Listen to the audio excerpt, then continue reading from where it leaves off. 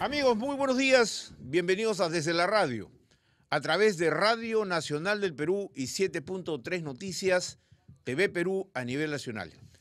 Queridos amigos, un breve comentario que tiene que ver con nuestro ejército. Hoy se conmemoran 191 años de la batalla de Ayacucho y Día del Ejército del Perú. Un saludo a nuestra institución, que algunos en el momento histórico se le ha denominado institución tutelar, que tiene que ver con la defensa de la patria y obviamente vinculada a esta gesta heroica que significó la batalla de Ayacucho. Por cierto que hoy a las 10 de la mañana el presidente de la República estará en el cuartel general del Ejército para participar en todas estas ceremonias que va a acontecer con motivo de la conmemoración de la batalla de Ayacucho y Día del Ejército del Perú.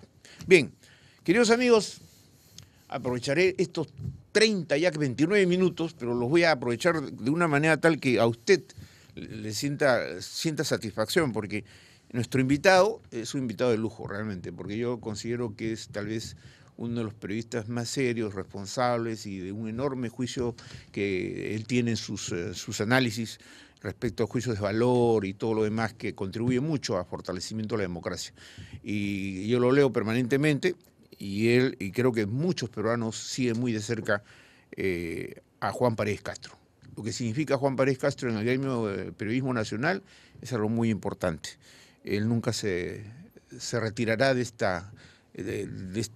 apostolado que significa escribir y escribir con opinión y con opinión en libertad, que eso es lo más importante. Así que Juan Paredes Castro ha aceptado gentilmente una invitación nuestra para conversar sobre este momento tan crucial y a veces un poco complejo de la vida política nacional. Juan, sabes que para mí es un gusto que estés aquí.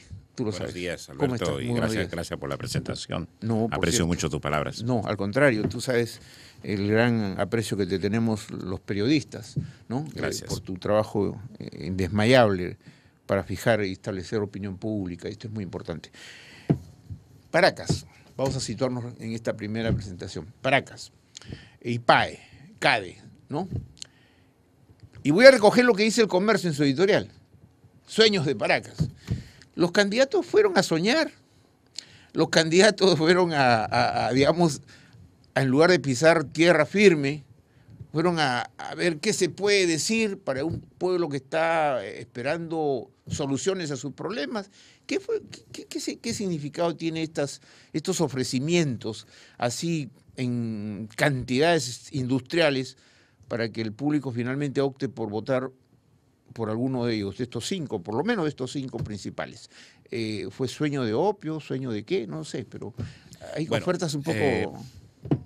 La conferencia anual de ejecutivos, sí, ¿no?, que precisamente se llama acércate un poquito, por favor. La conferencia anual de ejecutivos, una vez tiene como escenario Arequipa, Cusco, y ya varias veces en Paracas, claro, ¿no?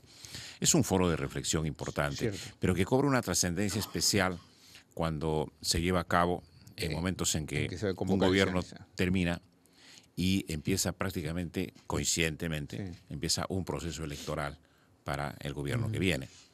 Y esta vez, lógicamente, que CADE convocó a los candidatos presidenciales, y yo creo que no con la camisa de fuerza, pero sí con la iniciativa, creo que muy organizada de los organizadores de CADE. No, yo en eso estoy totalmente de acuerdo que CADE ya es una institución. CADE cumple exactamente. Con hacer de su foro lo mejor. Además, yo he pasado participado así como periodista en muchos CADEs. O sea que en eso yo no estoy cuestionando. Cuestiono los sueños de opio. Así es. Bueno, pero CADE cumple con abrir ese foro, correcto, promoverlo, propiciar los mejores temas posibles y las mejores propuestas posibles. Estamos de acuerdo. Previamente a este editorial del Comercio que tú lo acabas de leer, yo analicé el domingo pasado mis conclusiones sobre CADE. Y mi mayor conclusión fue que la gran ausente de CADE, la gran ausente de esta conferencia, fue la institucionalidad política del país. Correcto. Porque una vez más, después de 25 años, estamos asistiendo a un nuevo proceso electoral y dentro de pocos meses a nuevas elecciones presidenciales y parlamentarias, con las mismas reglas de juego que heredamos de ese periodo crítico y convulso que fue el fujimorismo. No hemos sido capaces de cambiar sustancialmente, digo yo, apenas algunas cosas. Hemos maquillado una constitución que se ha enraizado bastante, sobre todo en el campo económico y de derechos humanos, pero no hemos hecho las reformas políticas fundamentales que el país necesita para dotar a un nuevo gobierno de la solidez que necesitamos o que se necesita y evitar que estemos, digamos, transitando periodos tan inestables cada 5 años. Y lo que hemos desatendido precisamente en estos últimos 5 años y en CADE prácticamente no se tocó fue el tema de la reforma política y de la institucionalidad política. Porque mira, había tiempos, y a ti te consta como periodista que también has tenido tus preocupaciones propiamente internacionales, que hemos visto grandes emprendimientos políticos y económicos en el mundo, sobre todo en el Asia, donde la institucionalidad podía estar subordinada al crecimiento económico. No importaba que hubiera una dictadura detrás de un crecimiento económico exponencial de Corea del Sur, hasta que Corea del Sur tuvo que caer en cuenta y replantear esa política y darle muchísima importancia a su sistema político como sostén de su proceso económico. Eso es prácticamente lo que hemos descuidado nosotros en los últimos tiempos. Este descuido, obviamente, no creo que sea deliberado, sino que la gente es tan apretada y tan múltiple de problemas. Yo creo que es por un conflicto de interés. Porque, ¿tú crees eso? ¿De qué manera? A ver. Porque el conflicto de interés reside en que la reforma política solo se puede hacer con los políticos y solo se puede hacer a través de un mecanismo legislativo que está en manos de los políticos. Entonces, si los políticos que han llegado ahí y han encontrado que es un espacio en el que sus intereses predominan sobre los intereses del país, entonces van a hacer poco o nada por reformar ese espacio político, porque de otra manera quedarían fuera. Claro, Juan, ¿tú percibes eso? Que sus intereses de los candidatos está por encima de los intereses del pueblo. Entonces, ahí hay una hipocresía casi institucionalizada. Yo lo que digo es que es una inercia que se contrapone a los intereses del país. Dicen otra cosa al pueblo. Porque mira una cosa, es decir, al pueblo le plantean una propuesta de gobierno. Pero el pueblo lo que quiere es que esa propuesta de gobierno no caiga en un saco vacío, ¿te das cuenta? Que resuelva sus problemas realmente. Claro, porque ¿cómo le planteas tú un crecimiento y consiguientemente un desarrollo si crecimiento y desarrollo van a estar fuera de reglas de juego políticas de estabilidad? Pero por eso cuando yo decía, ¿son sueños de opio o realistas?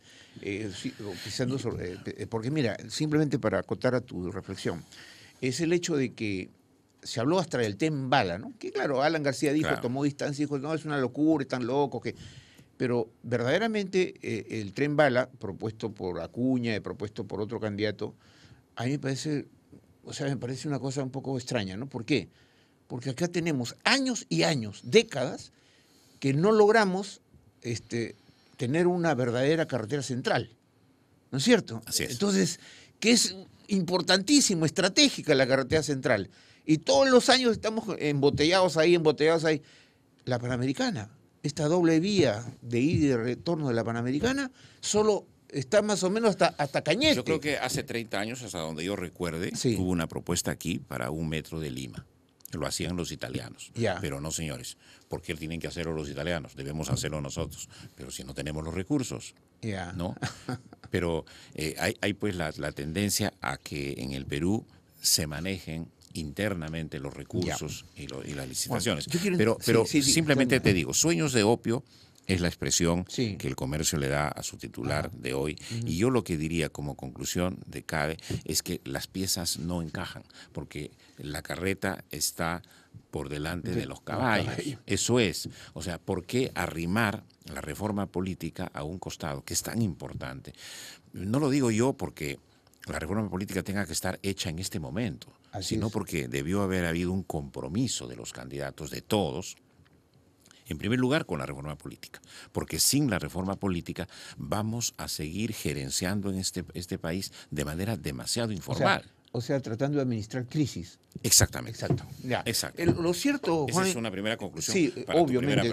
Tu Tú lo señalas perfectamente, por eso, amigos, ustedes están viendo a Juan Paredes Castro y están escuchándolo. Ahí está pues esta reflexión que no la tenemos a veces los periodistas que estamos en el día a día, ¿no? Sino el analista, el que está arriba, mirando, analizando entre líneas lo que dice un candidato. Eso es lo importante, para que usted no se deje engañar, no se deje engatusar, no le vendan gato por liebre, ¿no? Entonces usted tiene que también poner parte de lo suyo, prestar atención. Esto es digamos, en el escenario que tenemos actualmente, es casi, yo diría, una tremenda confusión, ¿no?, de los candidatos. Tú acabas de señalar claramente que hay prioridades, en otras palabras, la institucionalidad del país, que está en crisis. Así es. Ministerio Público, Consejo Nacional de Magistratura, Tribunal Constitucional, o sea, y los poderes del Estado están en crisis. Armar pues una república, ¿no? Que no la tenemos hace mucho tiempo. O sea, ¿refundarla, dices tú? No refundarla, pero sí armarla bien. Pero está mal de ahora, pues. Lógicamente. Habría que reestructurar todo. Entonces, pero cuando hablas de refundarla o reestructurarla, ya tendríamos que pensar en un congreso constituyente y en una constitución. Pero tampoco los congresos constituyentes ni las constituciones resuelven absolutamente nada por sí mismos, ¿no? Entonces tenemos que tener a la clase política, ¿no?, pensando en la estructura política conveniente para el país, ¿no? Los 5 candidatos en los que se ha centrado la atención de la opinión pública, ¿no?, porque son los que han ido a CAE. Sin embargo, hay otros, obviamente, de menor posibilidades, que también que yo les he denominado los pitufos, como se le ha dicho a veces, ¿no?, los pequeñitos que no suben. Pero en este escenario hay un fenómeno que está un poco, que veo que en casi todos los medios ya Acuña aparece, ¿no? Todos los editorialistas hablan de Acuña. En la República hay como 3 editoriales sobre Acuña, ¿no? Entonces yo pregunto, ¿es realmente un fenómeno Acuña o es simplemente una cosa muy circunstancial, o es que efectivamente él ha traído al debate con un nuevo discurso, un discurso ni siquiera pragmático? Ni siquiera pragmático. Yo no sé si popular o populachero, no sé, pero el discurso es muy simple. Es muy simple, plata como cancha, ¿no? Cosas como esas, ¿no? Y lo único que a mí me falta es ser presidente de la República. Entonces, y eso parece que a la gente, como el que le gusta, entonces los que se habían pasado a PPK, un poco que se empiezan a mover hacia el lado según el análisis, ¿no? Se mueven hacia él. ¿Tú piensas exactamente igual? ¿Que se van al lado de Acuña? Bueno, mira, la aparición de este fenómeno de Acuña, en momentos en que, o hasta hace poco, decíamos que no había lugar ya para desconocidos, porque había ya muy poco tiempo, ya ningún outsider o ningún desconocido tiene lugar en esta carrera, ¿no? No había más que Keiko, PPK, Pedro Pablo Kuczynski, Alan García y Toledo en la carrera, ¿no? A Acuña se le veía muy, muy a distancia atrás. Sí, claro. Acuña no es tampoco un desconocido en la política. Hace mucho tiempo ha sido congresista, hace mucho tiempo que es alcalde. Y destronó a Lapra en el norte. Claro. Pero fundamentalmente, incluso siendo congresista de la República, ha sido un líder local, un líder regional en todo caso, ¿no? El fenómeno Acuña tú lo podías ver políticamente en el norte, ¿no? Y con un partido, Alianza por el Progreso, que sí crecía a nivel nacional. Y que ha crecido en Loreto. Que ha ido creciendo a nivel nacional. Selva. Entonces, esto guarda relación con lo que te acabo de decir. El país no está estructurado. Tenemos un país desestructurado. Entonces, en un país desestructurado políticamente aparece cualquier fenómeno y no nos tiene que sorprender que Acuña esté con una tendencia en alza en este momento y Pedro Pablo Kuczynski en una tendencia en baja. ¿Pero qué representa? ¿A quién representa Acuña en el sentido? Él habla siempre, y lo vinculan ahora a todos los medios, y su imagen está asociada directamente a su universidad, ¿no? Claro. Todos los días sale cada 15 minutos. Es la misma pregunta que podríamos habernos hecho en 90 cuando apareció Fujimori. Entonces tú te preguntabas, ¿pero a quién representa? ¿A quién representa? Este es un señor que viene de la Universidad Agraria, es un ex rector, ¿no?, que ha tenido un programa en Radio Televisión del Perú, que se llamaba Concertando y nada más. Entonces, ¿qué hace en la política? ¿No? Yo me acuerdo que asistía a un programa con César Gilder en el Canal 4 y estaba sentado conmigo el empresario Magluf, ¿no? Y yo iba en ese momento a participar en un panel y estaba invitado también Fujimori. Y Fujimori estaba al costado. Entonces Magluf le decía a Fujimori, señor Fujimori, digo, ¿por qué pretende usted ser candidato presidencial? No le basta con ser senador, porque en esa época se postulaba también al Senado y podías postular también a la presidencia de la República. Y Fujimori le dijo, mire, estoy creciendo en las encuestas. No, pues yo no le voy a creer eso, le dijo, guárdese su papel, porque Fujimori intentó mostrarle un papel en el que estaba creciendo las encuestas. Entonces el prominente empresario de ese momento, el señor Magluf, no le creyó, ¿no? Y no puede estar ese fenómeno pasando. Entonces, estos fenómenos de identificación de las masas, porque tú dices, las masas en un país como el nuestro son masas con expresiones emocionales, más que racionales. Ellos no están analizando el mejor programa, digamos, de gobierno que está presentando el señor Pedro Pablo Kuczynski o el señor Alan García o el señor Toledo o la señora Keiko, ¿no? Están pensando con quién me identifico yo, qué candidato me gusta. Pero mira, no sé si te qué candidato, digamos, está dentro de mis simpatías. Claro, porque Acuña utiliza algunos recursos bien populares, ¿no? Para la gente, ¿no? Para las frases, las expresiones. En el caso de Fujimori también ocurrió algo parecido. Tú recordarás que se hacía mucha chacota con la yuca. Claro. Y la yuca es un alimento pues que consume mucha gente en el Perú. Yo consumo yuca permanentemente, ¿no? Porque necesito un poco de fibra, ¿no? Pero había un tractorcito. Son las simbologías, ¿no? Exacto. Entonces la gente vota por símbolos. Pero Pablo Kuczynski también tenía el símbolo del cuy, ¿no? Claro, y los colores que ha escogido son muy autóctonos. Como un símbolo nativo, ¿no? Pero ahí hay un problema. Y ayer había una caricatura un poco, lógicamente, sarcástica en el comercio, que me dio mucha gracia, pero el cuy, sorprendido por Kuczynski, abre la puerta y encuentra al cuy haciendo su maleta, ¿no? Y a país al otro lado. Claro. Entonces la simbología el cuy del PPK se va al de Alianza para el Progreso. Bueno, no sé a dónde se vaya. Pero da la impresión que esa es, ¿no es cierto? Esa sería la lectura, digamos. Pero en un país políticamente desestructurado, te repito, ¿no? Donde los partidos políticos no son los que están jugando en un proceso electoral, sino los caudillos. Exacto. Y el caudillo llama a quien llama. Entonces, por ejemplo, en el caso de... Entonces, la aparición de Acuña es la aparición de un nuevo caudillo, ¿no? Eso es muy importante. Menos desgastado políticamente que el señor García, menos desgastado que el señor Toledo, menos desgastado que el señor Kuczynski. Y que las acusaciones en su contra tampoco le han herido de muerte. Porque por más que no haya sido presidente Pedro Pablo Kuczynski, de todos modos, por su experiencia misma de gobierno, tiene un desgaste, ¿no? Tiene un desgaste en cuanto a su participación en un gobierno u otro. Han sido participaciones indudablemente tecnócratas, las de él, pero políticamente, lógicamente, representaba una alternativa de poder, ¿no? Entonces este es un fenómeno, es un nuevo caudillismo, pero que está para probarse también de aquí a enero, ¿no? Ahora, la estrategia de Acuña es muy singular, a pesar, digamos, no obstante que en todos los partidos se está jugando esto, que no, los partidos finalmente no están rigiendo, sino los caudillos, de convocar gente, ¿no? Cada partido está convocando gente, ni siquiera militante de sus partidos, ¿no es cierto? En el caso de Acuña, por ejemplo, él ha convocado, el otro día, bueno, él transmite públicamente que condecorando a Beatriz Merino se gana alguito para su movimiento, ¿no es cierto? Beatriz Merino es una personalidad. Así es. Teniendo, y lo digo porque tú lo conoces, a Francisco Miro Quesada, rector de su universidad, así es.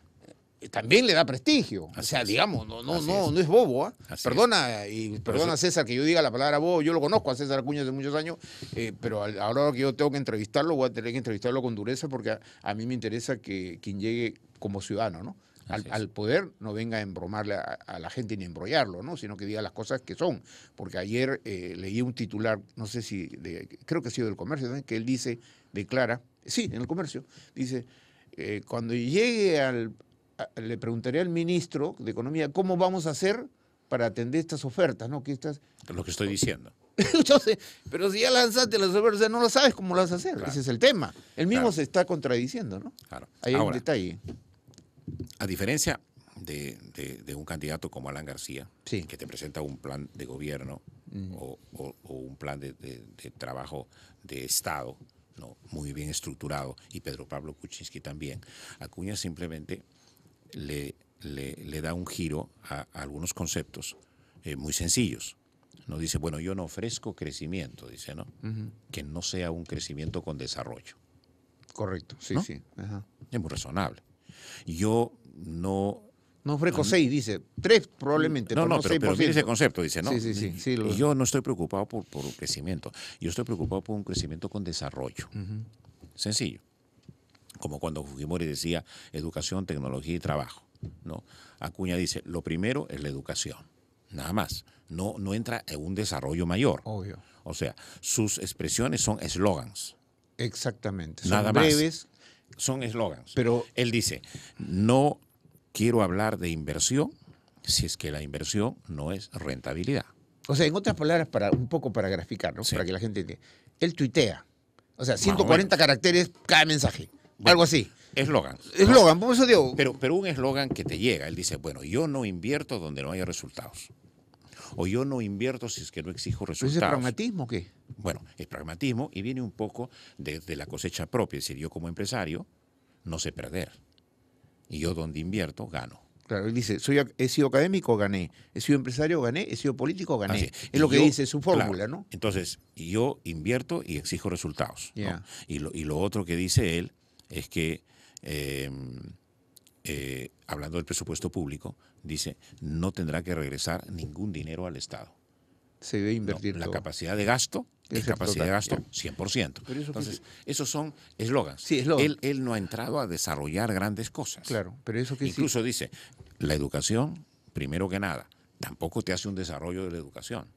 Son eslogans. Yeah. Y son los eslogans los que prenden más que una gran parrafada. Pero cuando estés si es que llega al poder, cuando estés en el poder, ya no funcionan los eslogans. Ya no, vienen las masas y te piden solución a tu problema. Entonces, ahí cómo se Entonces, ¿qué cosa es lo que hemos aprendido los electores en los últimos tiempos? Hemos aprendido a tener ciertas decepciones de los gobiernos que saben llegar, ¿no? El gobierno del señor Ollanta también tuvo todos los recursos para llegar, ¿no? El problema son los resultados. Claro, el problema es con qué cuadros y con qué orientación y con qué sentido. Pero él está convocando gente conocida también, ¿no?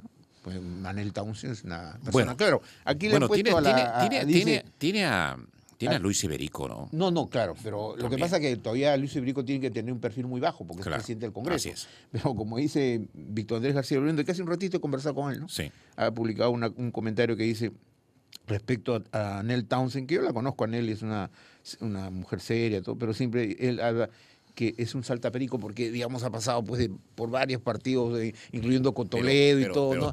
Y así están pasando muchos saltapericos. Te vuelvo a decir, un sistema político absolutamente desestructurado, donde prácticamente los partidos casi pero no entonces existen. No hay porvenir político. Entonces, ¿cómo pides una reforma política con eso que tenemos? Mira, en este momento no la podemos hacer con eso. Hay muchísimos políticos que hemos visto transitar de estos últimos años y en estos últimos meses y en estas últimas semanas de un lado a otro. Y van a seguir pasando de un partido a otro, porque son las mudanzas, ¿no? Has visto que para poder sobrevivir en política casi todos los partidos están estableciendo alianzas. Sí, claro. Claro, para no quedar fuera. Claro. Para no quedar fuera. Entonces, ¿y qué te presenta la alianza? Lo mismo que está diciendo Víctor Andrés Belaúnde, ¿no? Entonces, los partidos que saltan de un lado a otro en busca de alianza son también saltapericos. Entonces, yo no descalificaría a Anel Townsend por haber pasado de un partido a otro. Es decir, según las opciones que tú vayas viendo, en partidos que están en plena mudanza, donde participas políticamente. Ahora, Keiko tiene voto duro. Alan García no sube del Keiko cuarto. tiene 2 votos duros. Un voto duro a favor, y uno en contra. Bastante duro, y un voto duro en contra. El mayor es el del contra, ¿no es cierto? En contra es mayor.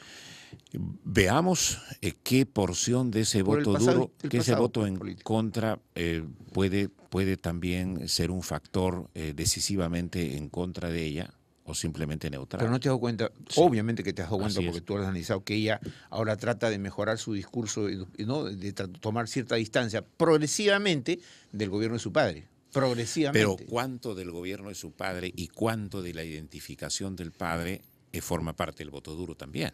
Cierto. Por supuesto. Claro.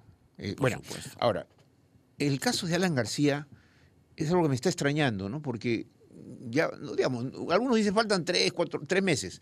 Para las elecciones, digamos, faltan exactamente 153 días. O sea, yo lo tengo aquí calendarizado. El tiempo ya es corto. Es corto, entonces Alan García, cómodo. Alan García se está quedando en la saga. O sea, ¿qué crees tú? ¿Es un problema de su discurso? ¿Es un problema de que los narcoindultos le pesan encima? ¿Qué cosa crees tú? Yo creo que hay dos cosas que se han cruzado en el camino. Es esta campaña. Lo que pasa es que García tuvo una primera piedra en el zapato cuando le saltó a la yugular la mega comisión presidida por este congresista Tejada, ¿no? Lógicamente que era una mega comisión con la objetivo político y exclusiva intencionalidad de bajarlo. Yeah. Porque para ese momento no estaban los narcoindultos todavía. No, pues no, claro. No había nada. Después, claro. Simplemente, oye, creemos una mega comisión para investigar a este señor y cortarle esa viada hacia el 2016, porque hay otros proyectos. ¿Se ha logrado en parte eso? Hay otros proyectos. Yo creo que en parte ha sido un golpe duro, ¿ya? Yeah. Desde ese lado, más que de los narcoindultos, ¿eh? Ya desde ahí vino la cosa. Y la otra cosa que se ha cruzado en el camino es pues el fenómeno Acuña, ¿no?